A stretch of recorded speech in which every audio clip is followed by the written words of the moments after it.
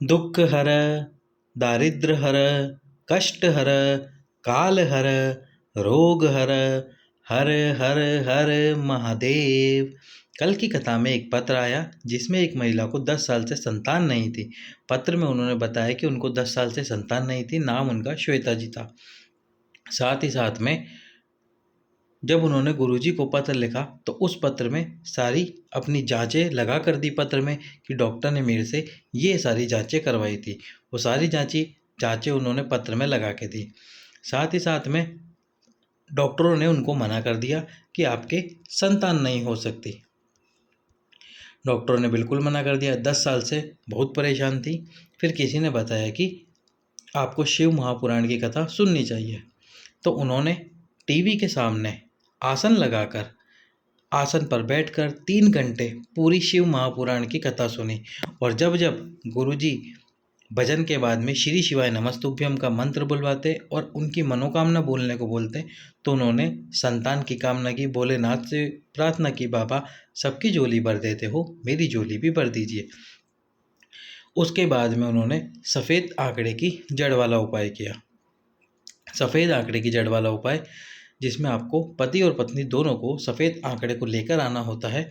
सफ़ेद आंकड़े की जड़ को लाना होता है। जड़ को लाकर पीरियड के रजस्वला धर्म के 7वें दिन उस जड़ को शिव मंदिर में ले जाकर तुमरुका जी का नाम लेकर 21 बार शिवलिंग पे से उस जड़ को घुमाना होता है। 21 बार उस जड़ को शिवलिंग पे से घुमा लीजिए। झोली पसार कर प्रणाम कीजिए, अपना नाम और गोत्र बोलिए। उसके बाद लाल कपड़े में लपेट कर लाल धागे में, अगर मूली का धागा ना हो तो आप कोई और लाल धागा ले सकते हैं। उस लाल धागे से जड़ को अपनी कमर में बांध लीजिए। उसके बाद एक पीपल का पत्ता समर्पित कीजिए अवधूतेश्वर महादेव का नाम लेकर। अवधूतेश्वर महादेव का नाम से एक पीपल का पत्ता समर्पित कीजिए। प्रतिदिन एक पत्ता समर्पित करना है। उस पत्ते को घर ले आइए। सुबह या शाम आप कभी भी पत्ता समर्पित कर सकते हैं। उसके बाद उस पत्ते को घर लेकर आइए। घर लाने के बाद में गाय के दूध में उस पत्ते को उबाल लीजिए थोड़ी सी देर, 5 से 10 मिनट। जब एक बार उबाल आ जाए, पत्ते को दूध से बाहर निकाल कर रख दीजिए। पति और पत्नी दोनों उस दूध को पीकर सोइए।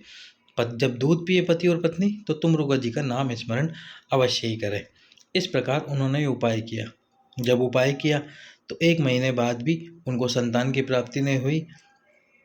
लगभग 3 या 4 महीने बाद उनको प्रेगनेंसी हुई, गर्भवती हुई, सफ़ेद आंकड़े की जड़ वाले उपाय में। तो किसी किसी माता बहनों को 15 दिन के अंदर अंदर प्रेगनेंसी हो जाती है, किसी को समय लगता है। तो जो सफ़ेद आंकड़े की जड़ है आप उसको 1 महीने तो बांध कर रखें। यदि पीरियड भी आ जाता है तो भी आप जड़ को ना खोलें।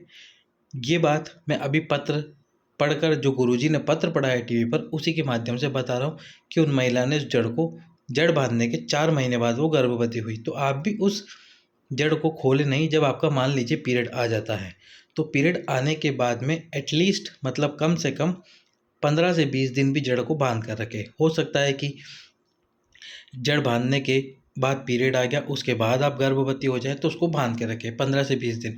और फिर एक बार आपका टेस्ट ज़रूर कर लीजिए प्रेगनेंसी का। यदि रिज़ल्ट नेगेटिव आता है फिर उस जड़ को खोल कर रख दीजिए और जब आपका अगला पीरियड आए उस पर उस उपाय को फिर से कर लीजिए। यदि रिज़ल्ट पॉजिटिव आ जाता है तो फिर आप उस जड़ को बांधे रखना, खोलना मत। तो इस प्रकार से आप इस उपाय को कर सकते हैं। जब उन्होंने उपाय किया 4-5 महीने बाद वो गर्भवती हुई। जब गर्भ 4 से 5 महीने का हो गया तो उसके बाद उन्होंने सोनोग्राफी कराई, अल्ट्रासाउंड कराया अपने गर्भ में बच्चा था। तो जब सोनोग्राफी हुई, अल्ट्रासाउंड किया गया तो डॉक्टर ने बताया कि जो बच्चा है उसकी रीढ़ की हड्डी नहीं है। इस बच्चे को मत रखिए, ये बच्चा बिना रीढ़ की हड्डी का है, रीढ़ की हड्डी इसकी कमज़ोर है और इस वजह से ये जिंदा नहीं बचेगा। पैदा होने के 4 से 5 दिन के अंतराल में ही इसकी मृत्यु हो जाएगी। तो आप इस बच्चे को मत रखिए, इस बच्चे को रखना सुरक्षित नहीं है। पर फिर भी उन महिला ने डॉक्टर की बात नहीं मानी। गर्भवती होने के बावजूद भी वो प्रतिदिन भोलेनाथ पर 1 कलश जल चढ़ाती रही। उस जल का आचमन करती रही। जो जल बाबा पर चढ़ाया, जो जल शिवलिंग से नीचे गिरता है, उसका आचमन करती रही प्रतिदिन। मोहल्ले वालों ने, लोगों ने मना करा कि गर्भवती महिलाएं शिव मंदिर में नहीं जाती हैं, लेकिन उन्होंने कहा कि गुरुजी ने कथा में कहा था कि ऐसा कहीं नहीं लिखा है शिव महापुराण में कि गर्भवती महिलाएं मंदिर नहीं जा सकती। तो उन्होंने गुरुजी की बात मानी और गुरुजी की बात मान के गर्भवती होते हुए भी वह शिव मंदिर गई। शिव मंदिर जाकर एक कलश जल चढ़ाती रही, जल को पीती रही। उसके बाद में उनके संतान हुई और जो संतान हुई वो पूर्णतः स्वस्थ हुई भोलेनाथ की कृपा से, क्योंकि उन्होंने सब भोलेनाथ पर छोड़ दिया था। बोल दिया था कि बाबा अब तुझे ही सब कुछ देखना है। महादेव की कृपा से जो डॉक्टर बोल रहे थे कि उसकी रीढ़ की हड्डी नहीं है, वह रीढ़ की हड्डी भी आ गई। बाबा की कृपा से वह बच्चा पूर्णतः स्वस्थ है, जिसको वह माता स्टेज पर लेकर आई। गुरुजी ने उसको अपनी गोद में लिया। जैसा कि आप स्क्रीन पर देख रहे हैं, ये वो छोटा सा बच्चा है। तो इस प्रकार आप भी बाबा पर विश्वास रखकर उपाय कीजिए, निश्चित रूप से आपको संतान की प्राप्ति जरूर होगी। सभी भक्तों को श्री शिवाय नमः।